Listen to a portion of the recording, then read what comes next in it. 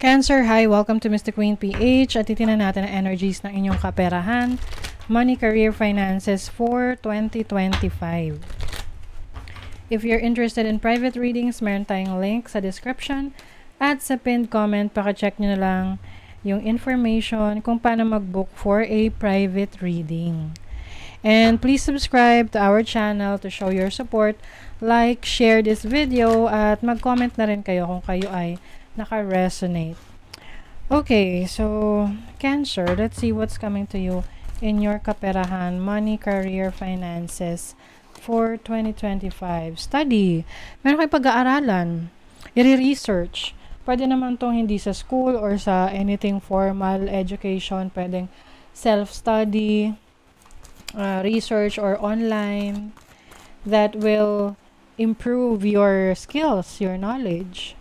Dream, sweet, sleep deep. So, I think mas magiging peaceful ang tulog ninyo ngayong 2025 or maaring meron kayong, mas madalas kayong managinip ngayong 2025.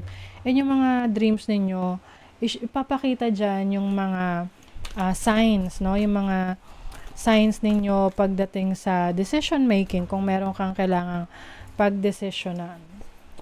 And then beauty, wow. So some of you pwedeng you are in the beauty business or you are in the beauty community, beauty industry. Maaring meron kayong aalamin pagdating dyan. Yung iba, magsa-start kayong magbenta ng mga skincare products or you will create your own brand, no? So health and beauty rin yan. Yung iba naman sa inyo, meron kayong mga i-improve sa inyong sarili, especially sa inyong physical self, dahil yan din yung brand ninyo yung inyong sarili. So this will also boost your confidence, and the more confident ka, the more na mas magiging productive ka, mas marami kang kayang gawin, 'di ba? Kasi confident ka sa sarili mong kakayanan. Okay? So let's see what else for Cancer. You have the Page of Cups. You have the Four of Cups. The Seven of Wands. Meron kang ipaglalaban, Cancer. I think, merong mga bagay na pumipigil sa'yo or mga pwedeng tao na pumipigil sa'yo. Let's say, meron kang plans of starting a business, pero pwedeng yung partner mo or a family member is against it, no? Hindi siya sang-ayon. But I think, ipaglalaban mo to. At dahil maninindigan ka sa gusto mo, I see you growing, no? You will grow, you will expand, whatever this is na sisimulan mo. Yun nga lang, it may create some conflict, no?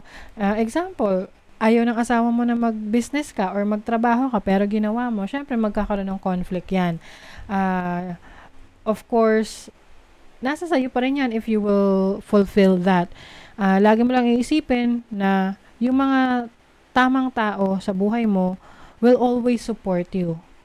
Ano man yung gusto mong i-pursue sa buhay. As long as wala kang tinatapakang tao at as long as alam mo na ito ay magpapaunlad sa'yo, sa sarili mo, magkakaroon ka ng fulfillment. Okay? Meron ka kasi ritong pangarap na hindi mo nabibigyan ng focus. Or yung parang pinapaubaya mo na lang. No? Na tipong, wag na nga lang kasi ganito, ganyan. So, I feel like maninindigan ka ngayong 2025 to do the things that you want to do. Halimbawa, gusto mo mag-abroad o mag-a-abroad ka. Kasi personal mong, personal mong pangarap. Okay? This might create some overthinking, misunderstanding, sleepless nights. But I think, ipupurso mo pa rin because you want it. Gusto mo talaga. Yung iba, pagsasabayin ng pagtatrabaho sa pag-aaral. Mahirap yun. Oo. Pero, kung talagang desidido ka, mas malayo yung mararating mo pag natapos mo yung kailangan mong matapos. Ayan, meron talagang nakikialam. Censorship, silencing, control. Ngayon, ina-assess mo yung situation mo. Kung nasa tamang relasyon ka ba? Nasa tamang tao ka ba? Actually, ina-analyze mo naman na does it make sense, 'di ba? Lalo na kung makakatulong sa yung pagpapaunlad mo ng kaalaman mo, pagsubok mo ng mga bagong opportunities sa 'di ba? You're going to heal something. Pwede kasing meron kang financial issue na kailangan mong ayusin, or meron kang unfinished business, or parang pangarap mo na hindi mo natutupad, kaya ngayon tutuparin mo na siya. Meron mang kumontra sa'yo. Naku, may betrayal, oh. Yun ang mahirap, kasi pwedeng yung mga taong pumipigil sa'yo na gawin yan ay secretly ayaw kanilang umunlad. 'Di ba? Let's say, alam nyo sa relationship, kahit sa mga mag-asawa, pansinin nyo yan. Kapag ang kapartner is parang hindi sang-ayon sa mga bagay na maganda namang gawin ng kapartner niya, pansinin nyo, pwedeng may insecurities, no? Na ayaw niyang umunlad yung partner niya kasi gusto niya nakaasa lang sa kanya, 'di ba? Oo, ganon. Maaring merong hidden agenda or hindi magandang intentions. And also, maging maingat din sa mga taong e-effortan mo sa trabaho mo, sa career, sa business, pero yung pala iiwanan ka sa ere. Oo. So, piliin mo lang yung mga taong pwede mong ipaglaban or mga karapat-dapat mong ipaglaban. Kasi I see someone here na pwedeng kung kailan naman kailangan mo siya, wala siya. Hindi ka napapansinin. Re-evaluate your priorities. Ayun na nga. Kailangan mo daw i-reevaluate yung priorities mo. Sino ba yung pinagtutuunan mo ng pansin? Saan mo ginagamit yung oras mo, yung panahon mo? It's time to let go of what you no longer need. You're going to let go of yung mga bagay na hindi na makakatulong sa pag-unlad mo. This can be unhealthy habits, no? Kung may bisyo ka, alam mong may certain attitude ka na hindi in alignment of your growth. 'Di ba? Find comfort and balance in simple ways. You have support all around you. Yes. So, this is also time for yourself para makapag-relax. So, pag may mga times na medyo stressed ka, this is also important para sa'yo na makapag-release ng negative energies. Let yourself relax. Okay? Honor your own time of harvest. Offer your gifts and blessings as service to the greater good. So, maaring maka-experience ka dito na parang may hinihintay ka, tapos it may take a while, no? Pwedeng may delays, or dito tinetest yung patience mo. So, meron ka rin time of harvest, at yun ang hintayin mo dahil mas ma-enjoy mo yung blessings na yan dahil nahinog siya sa tamang panahon. 'Di ba? Kasi pwedeng minsan kasi parang tinitingnan natin yung tinanim ng ibang tao, nauna naman silang nagtanim. So, syempre, mauna silang mag-harvest. So, hintayin mo yung time ng harvest mo kasi para mas ma-enjoy mo yung tamis ng iyong ng bunga ng tinanim mo.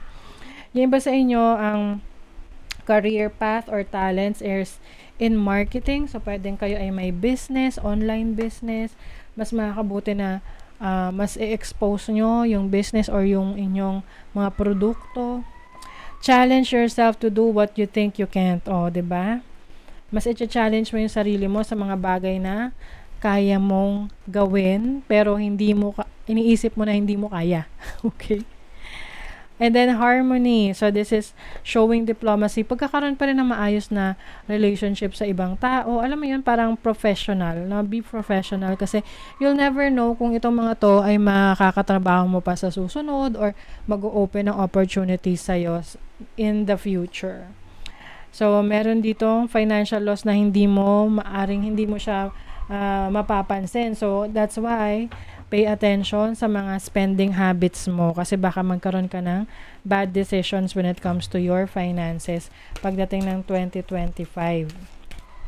Kailangan daw maging prepared ka sa contingency plan. Dapat meron kang contingency plan. Deep inward journey, you'll be rewarded for the work.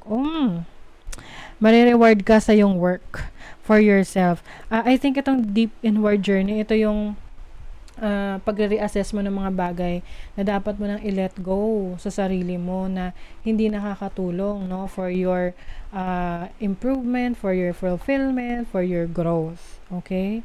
So, how can you alchemize your fear? So, siguro yung iba sa inyo may mga takot na baka hindi nyo kaya, ganyan. So, sabi nga rito, challenge yourself to do what you think you can't because you can do it. Okay? So, that is your reading, Cancer. I wish you all the best for 2025. Good luck. Thank you so much and see you again.